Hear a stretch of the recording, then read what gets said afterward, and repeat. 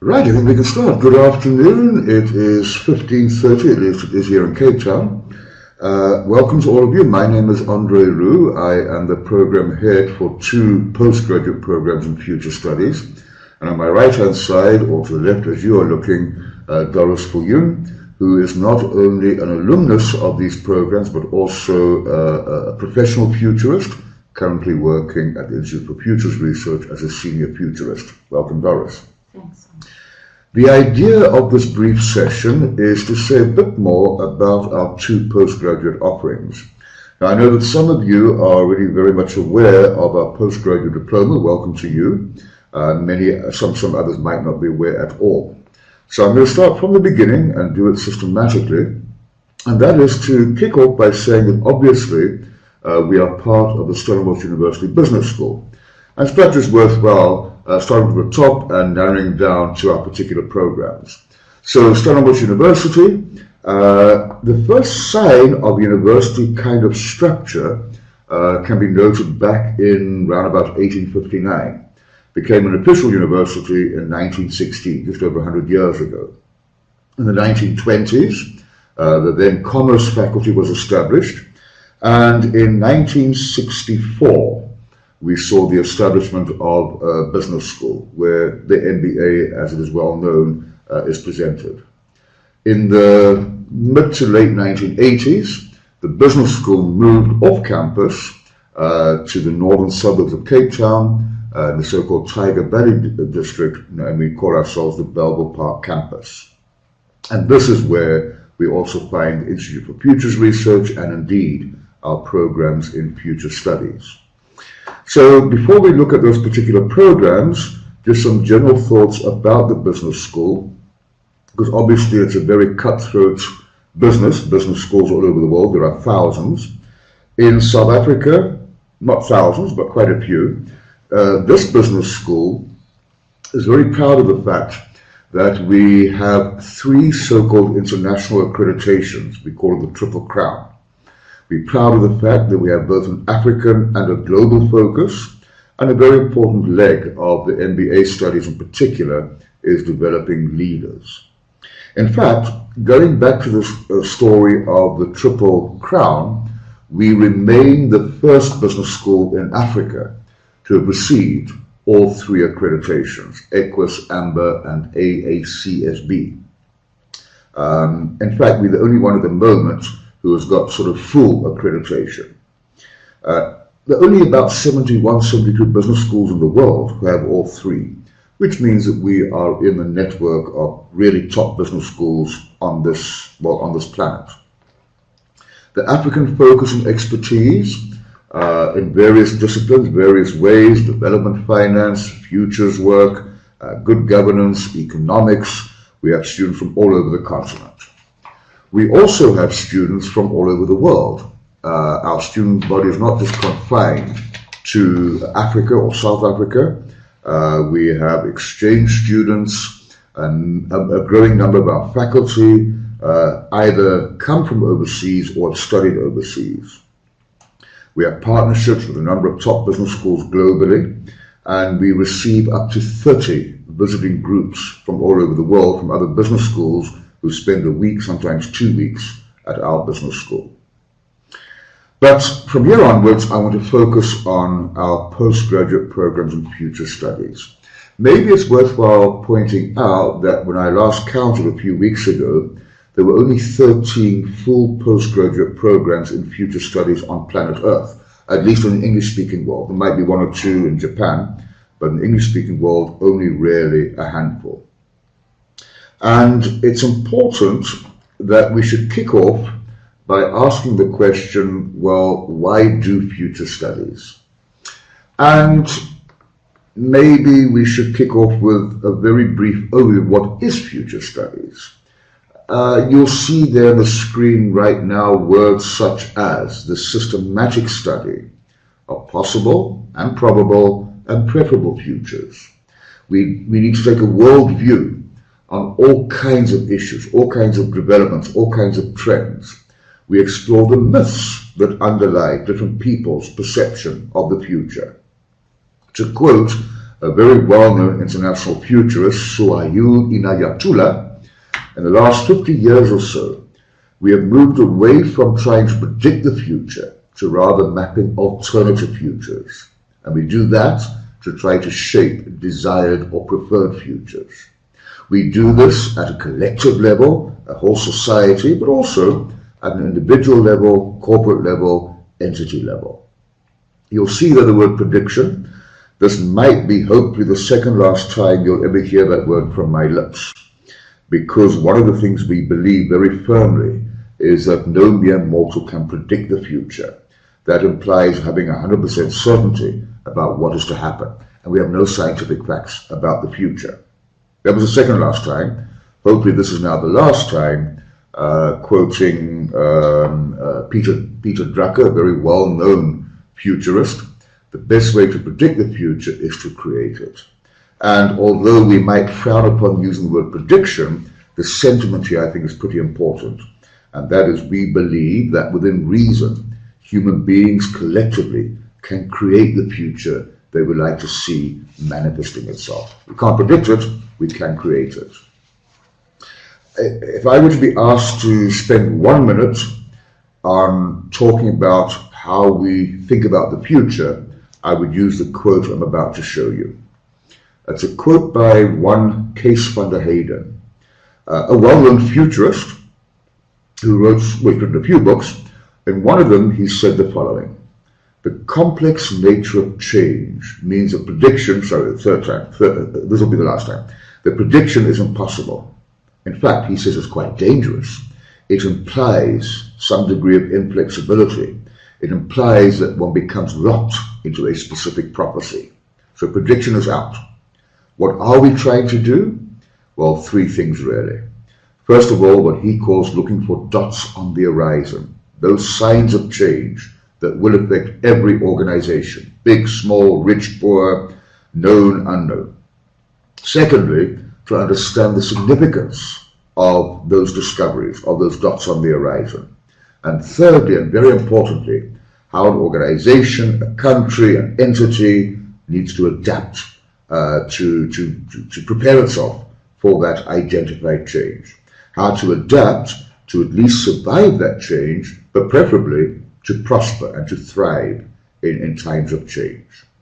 We could almost say that we're trying to ask and answer three fundamental questions. The first question is very simply, what is going on out there in the big wide world? Secondly, we ask the question, so what? What stories is it telling us? What little scenarios are emerging from what we're discovering happening out there in the world? And then thirdly, we ask the question, well, now what? What are we going to do about it to, as I said a bit earlier, accommodate that change and to preferably thrive from that change? And a very robust model that we use and explore and analyze and talk about is a well-known model, really. You will know it, many of you, as the so-called pestle or steep or pest approach, where we say that the future of any entity or issue is, amongst other things, determined by events and what we call the contextual environment and the world out there. As you can see now, the picture, the world of economics, the world of politics, the world of technology, the social environment, the resource environment. That's well known, but we make a study of each one of those, and very importantly, one needs to understand how they all interact with one another. Sometimes in ways we don't always anticipate, but one of our unwritten slogans is never say never, expect the unexpected, and trace and look for the relationship between all of these variables. Naturally, no or very few countries operate in a vacuum. We are part of the big wide world. So we have to look at these things from a global perspective, from a regional perspective, Africa if you like, and indeed from a national or country perspective.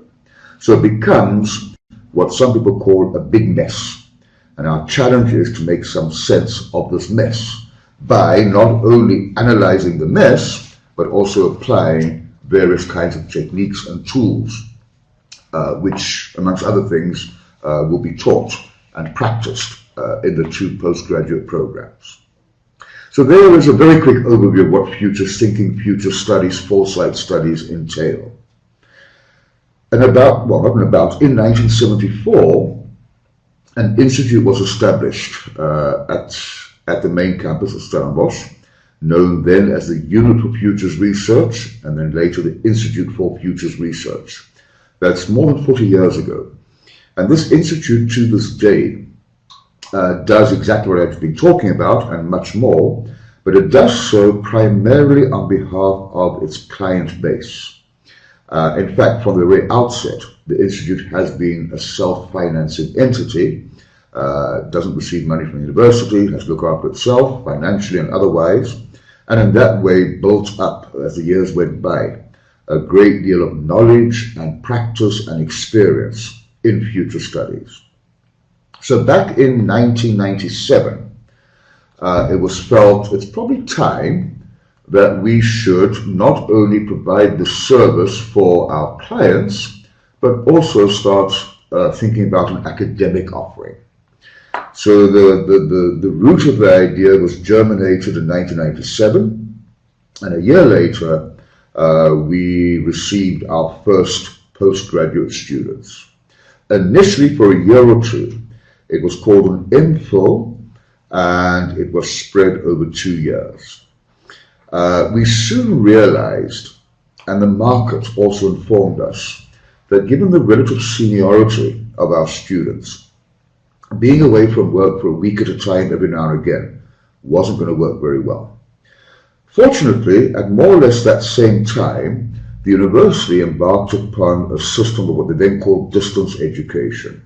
And we were one of the first programs to also use this medium of presentation. We had a studio, it was still a studio, but we broadcast from a studio at the main campus, and students had to go to their nearest electronic classroom.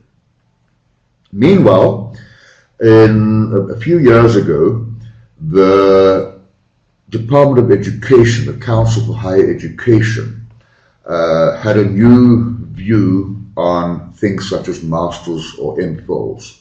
There had been a plethora of MPhils in just about any discipline you can imagine. And the idea was then, initially, that anybody could enroll for an MPhil as long as he or she had a bachelor's degree. The CHE felt that is not quite cricket, and they felt that in order to enroll for a master's course, you first need some kind of corresponding postgraduate course, such as an honors or a postgraduate diploma. So in keeping with that national decision, which has affected many degrees, including, by the way, the MBA, we revamped, and repackaged the entire offering in the form of, first of all, a postgraduate diploma in future studies. Our first intake was in 2014, and Doris, in fact, was one of those first people. And then that group, or some of those people, not all of them, then decided to pursue the master's course. So the first one was in 2015, and again, Doris is one of the postgraduates of that cohort. So what it boils down to is that there's a very specific, what we call articulation. The first step is doing the postgraduate diploma. That then grants entry into the MPhil, and then every now and again, some might even go so far as to do a PhD in future studies. I'm not going to say much about that this afternoon, but I do want to say a bit more about the first two, the postgraduate diploma and the master's in future studies. In keeping with requirements, and there are many of these, but one of them is that a postgraduate diploma is said to be at NQF level 8, National Qualifications Framework level 8. In our case, it is a year course, and it has a total of 120 credits, which have to be earned, as it were, for the course. The MPhil is the NQF level 9. It is a 2-year program, and its credit load is 180 credits. This is fairly standard for most postgraduate and master's courses. What is perhaps less standard in our case is the mode of delivery. And that is that students have a kind of a choice as to how they want to do this course. If we have a look, for instance, at, and I'll try to make some sense of those funny words as we go along, the postgraduate diploma is a one-year course. Sometime in January, normally the second half of January, there's a 3.5-day residential phase on campus here in Belleville. Then for the rest of the year, there are 24 4-hour lectures. And this is where the interesting thing comes into the story. And that is, you or students may attend these lectures by either being in the classroom, the physical classroom here at Belleville, or if they prefer, they can literally sit behind their own chosen device, a laptop, a desktop, a tablet, and pretty much the way you are now streaming in now, they can then attend the class, a virtual classroom situation. It is your choice. Obviously, both options are available. You can either be here, but if that doesn't suit you, or you live too far away, or you're on a holiday even, or a business trip, then, as I just pointed out, you can attend the class in the way you are now listening to this brief presentation. We call this a global classroom. It's also known as blended learning in the sense that there is a bit of an on-campus period, 3.5 days, and then for those who want to, they can be on campus every week. Alternatively, they can be off campus. This, we have found, makes the course more attractive in that it doesn't require your physical attendance on a regular basis for a week here and a week there. It does, however, impose a great deal of self-discipline. It requires a great deal of self-discipline to be prepared for these lectures and to be able to ask appropriate questions and give appropriate comments. In fact, this must not be seen as an online program which you do in your own time. There are many such programs. This is not one of those. It's not a question of do when you feel like it, listen when you feel like it, and write the exams when you feel like it. You must attend class, which again might be either physical or virtual. Looking at the PG DIP in particular, and you'll find much of this on our website, but I would just like to highlight one or two points. The idea is, or the primary purpose is, to equip students with high-level competencies so they can react meaningfully to growing complexity. And that complexity we find within and outside organizations, entities, governments, countries, etc. At the same time, we are mindful of the very obvious and real developmental challenges facing the continent and indeed South Africa, and perhaps these days about any country. But we are an African business school with an African focus. We like to think that the program contributes to your ability to make significant strategic long-term decisions.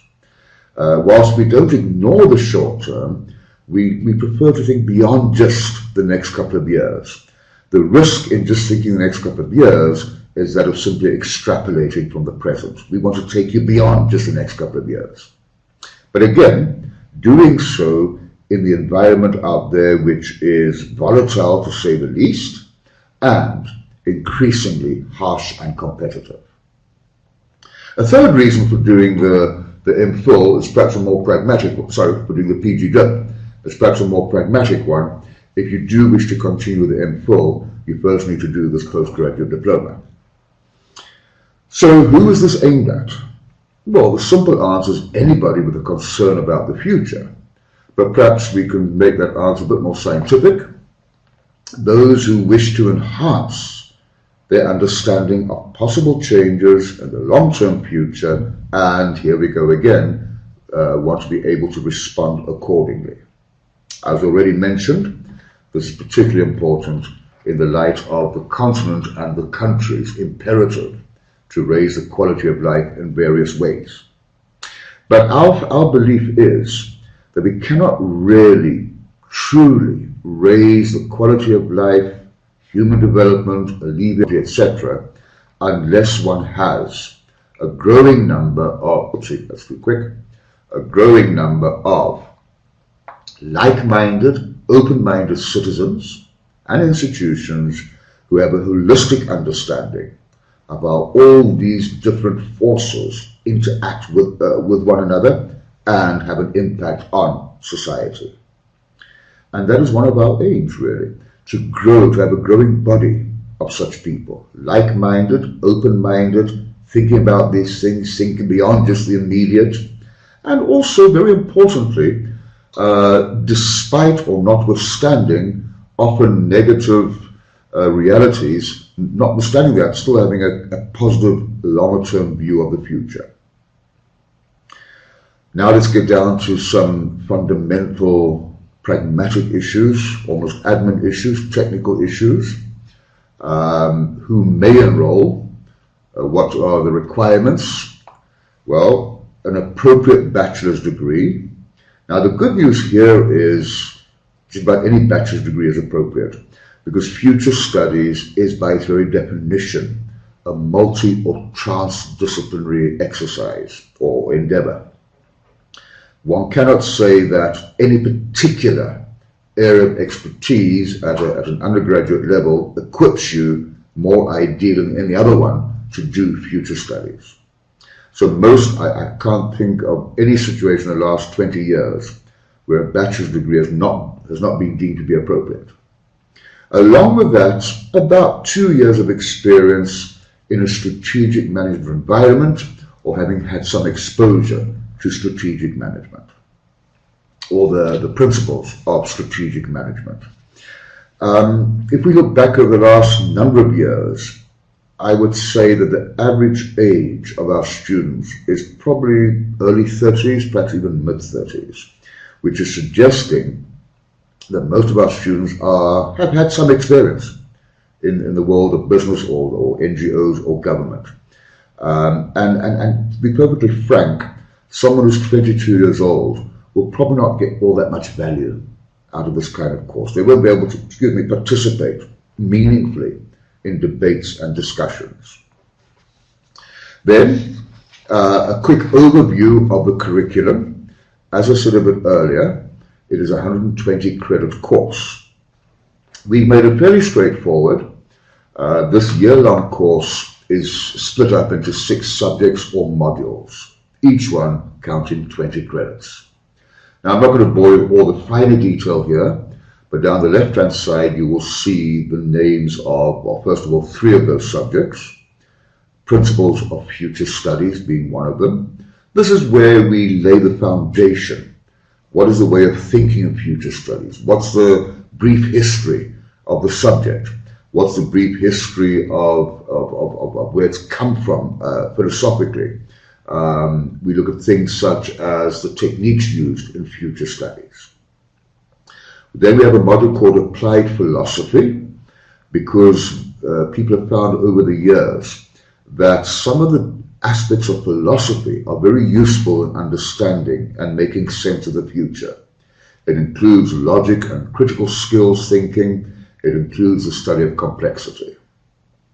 The third module resonates with the diagram I showed you a bit earlier, where we need to understand the world of economics, politics, etc.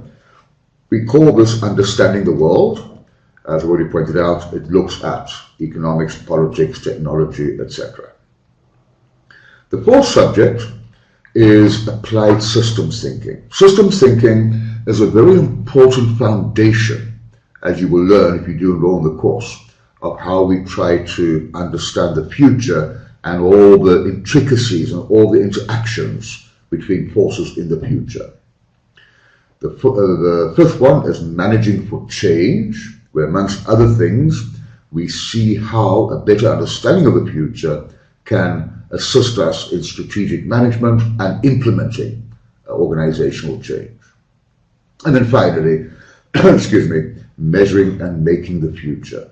This word, or this phrase, by the way, in many ways encapsulates our way of thinking about the future. You need to measure it, and then you have to make something about the future using what you just measured.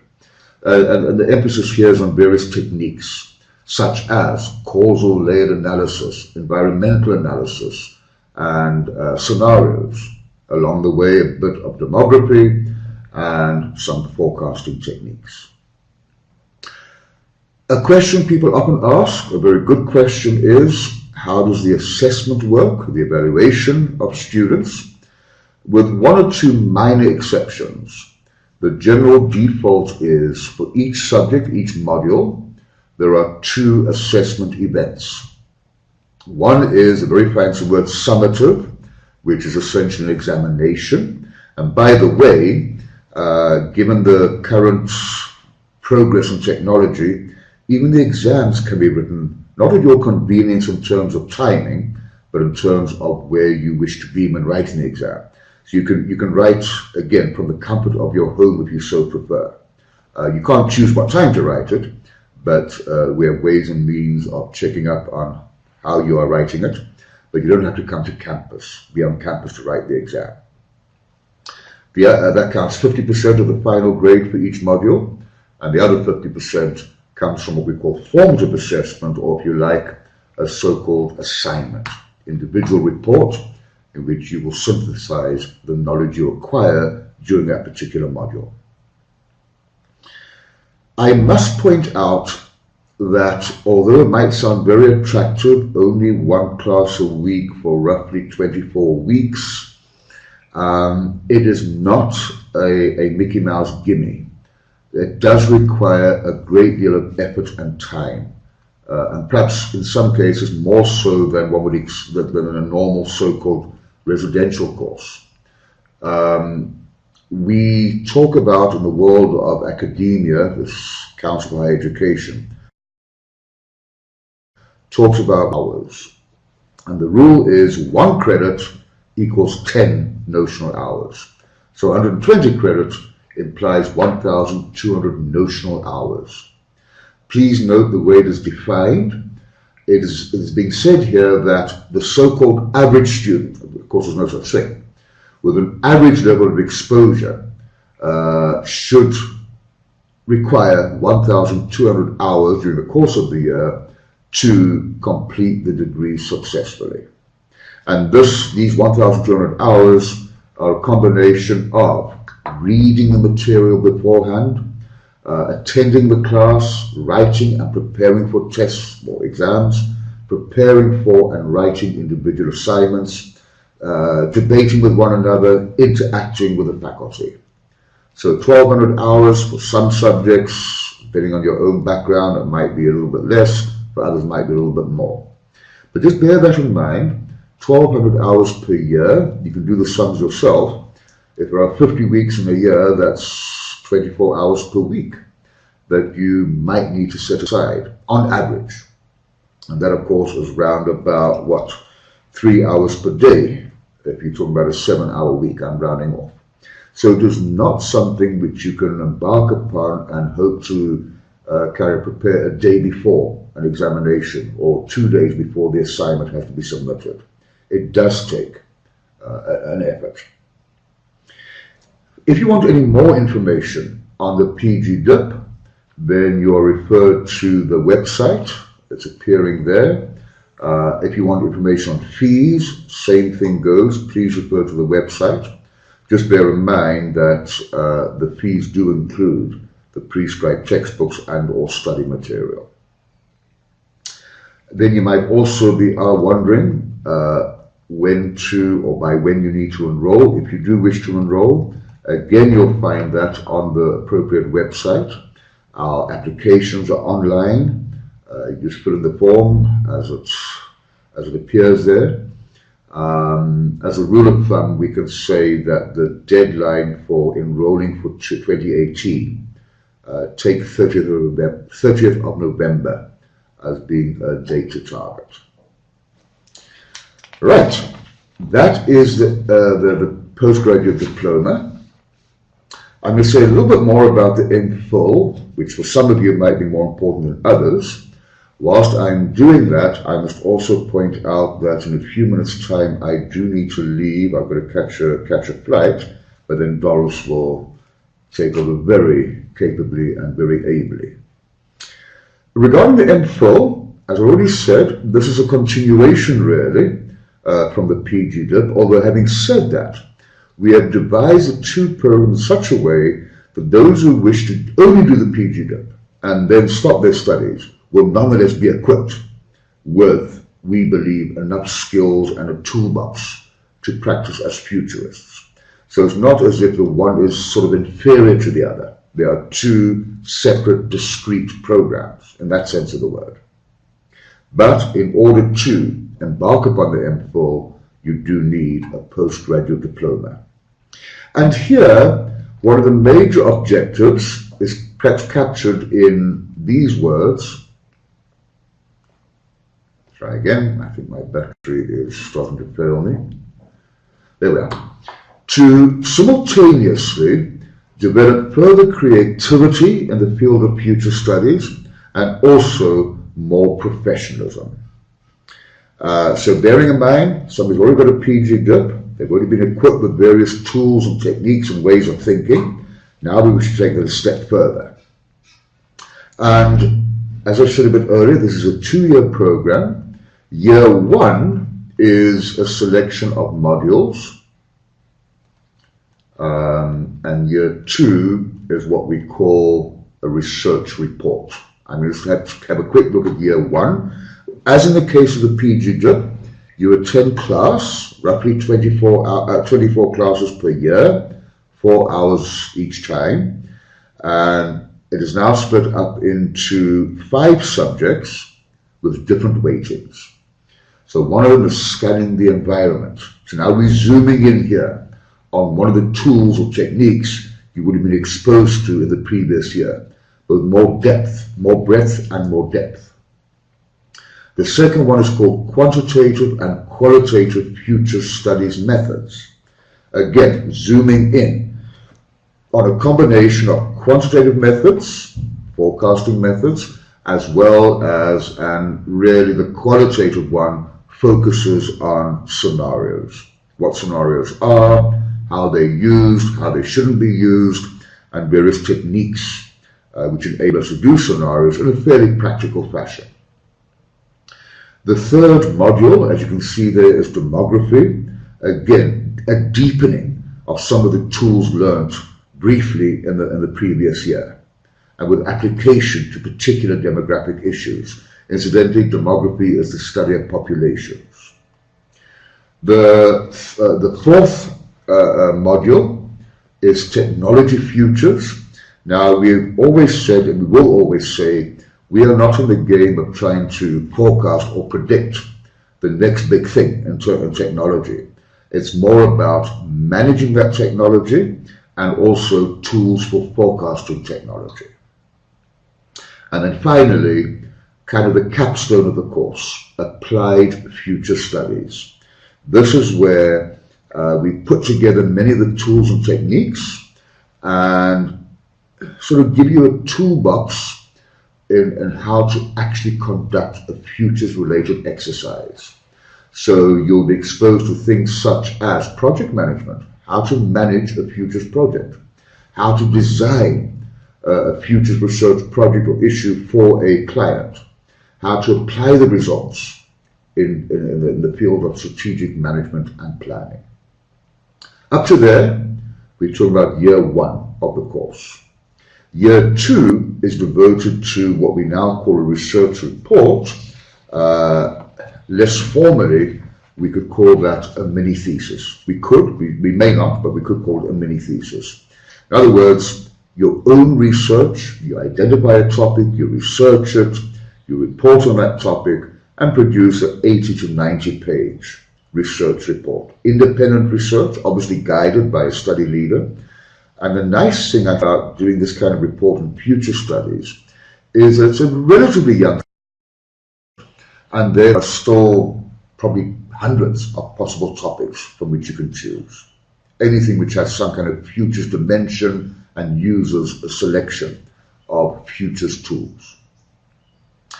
As in the case of the PG DIP, I must again point out that this is a 180 credit subject or course, and therefore it requires, in this case, 1,800 notional hours spread over 2 years. The same kind of warning as before. It is not something that just falls out of the sky into your lap.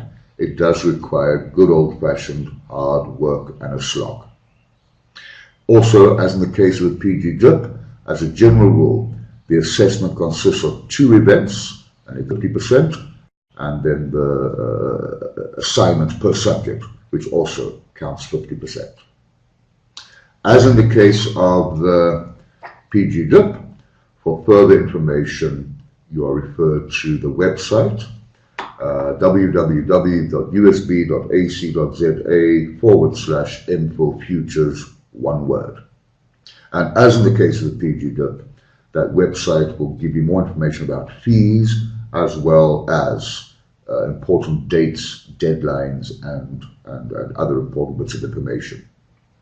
Perhaps worthwhile mentioning that the first class on the MPhil program is normally scheduled for February, not January, but in February. I'm afraid I do need to rush now, but I'm going to leave in the very capable hands, as I say, of Doris, who can not only tell the same kind of story, but also tell very usefully the story from the point of view of a former student, but also as part-time faculty on this course. Doris has been involved already this year in doing the bit on the MPhil on scenarios, and she became involved yesterday on our final course, Advanced Future Studies, helping to equip students with a toolkit for embarking upon and conducting a futures-related project. So Doris and all of you out there, thanks very much. I again apologize for having to rush. It was rather unscheduled, but I do need to be at the airport about to happen, but I'll try. And I shall leave it up to Doris to take it from here. And obviously, any questions that might be from an unexpected source or an unexpected answer, we'll try to follow up with you. Cool. While that is happening, I leave you with a thought that we'd like to welcome you to the future. Great. Right, so Doris, thank you very much. I'm going to move out of your way as seamlessly as possible. And wonderful. Move totally. If there are any questions, yes, Francois, I see your question. How many of last year's PG DIP students have enrolled for the MPhil degree? About 14.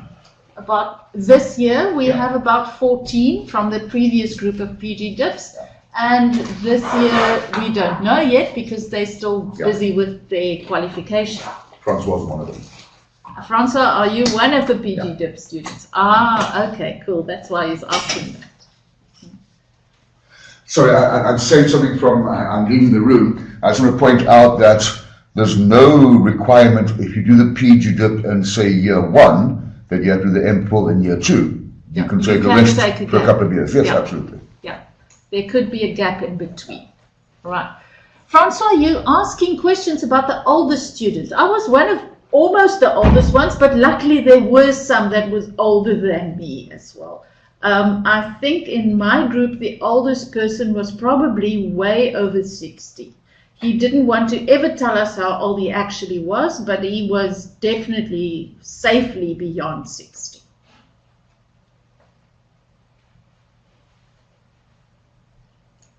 I would gladly answer any other questions. Francois, if I look at the list, it seems as though only you. I just want to check with the marketing people. Are we actually recording this to share with people later on, or are we only engaging with the people that are online now?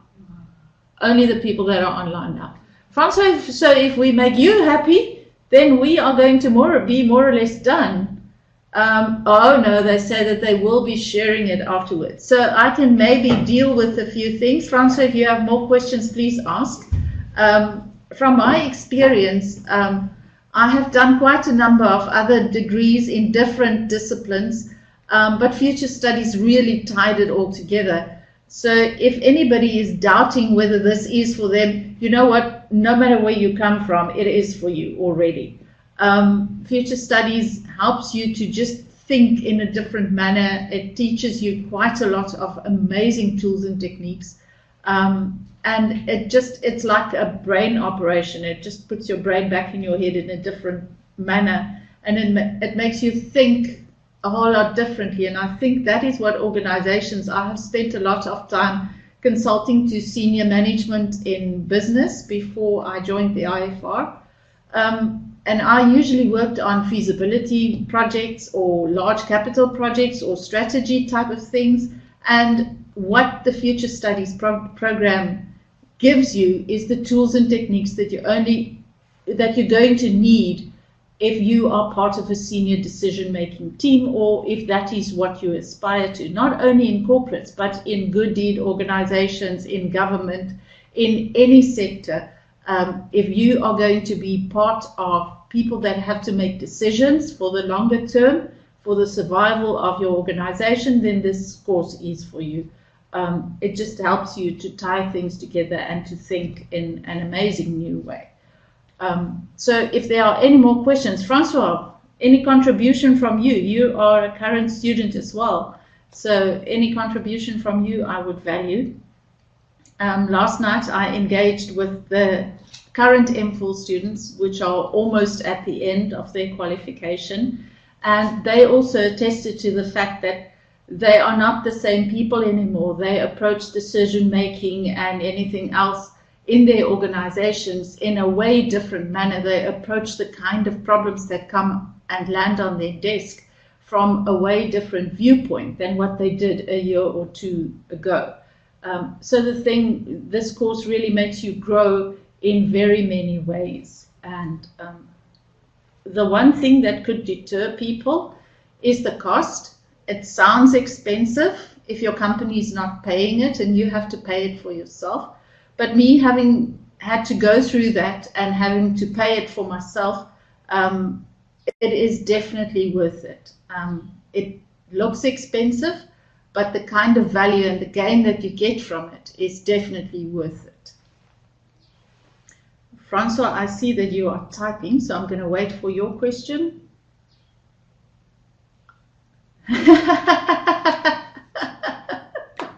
Francois, happy birthday. Happy birthday. I hope it was a wonderful, wonderful day. And yeah, I hope it's going to be I hope next year you'll be back for the M4. And happy birthday. And I did my, Professor Runa indicated that we're not allowed to call it a thesis, but all the hard work is still very fresh in my memory, so I want to call it a thesis. But the research report I actually did on the economic opportunities for people 55 and older in South Africa, and how we actively are taking them out of the economy when they're going to live for a long, long time still and could really make a contribution. So I really like the idea of people that are older than 55 that are still. See, I'm going to be 55 in quite a few years, so I had to write my research so that I can open a little bit of a gap in the economy for myself as well. All right, now we would like to know what age the youngest person is that logged in here. The youngest person logged in, or the youngest person that did the course? I think around 30 was in my group, probably the youngest person. There wasn't anyone that was younger than 30. I think 32, 34, around there was the youngest person in my year. I don't know about the others.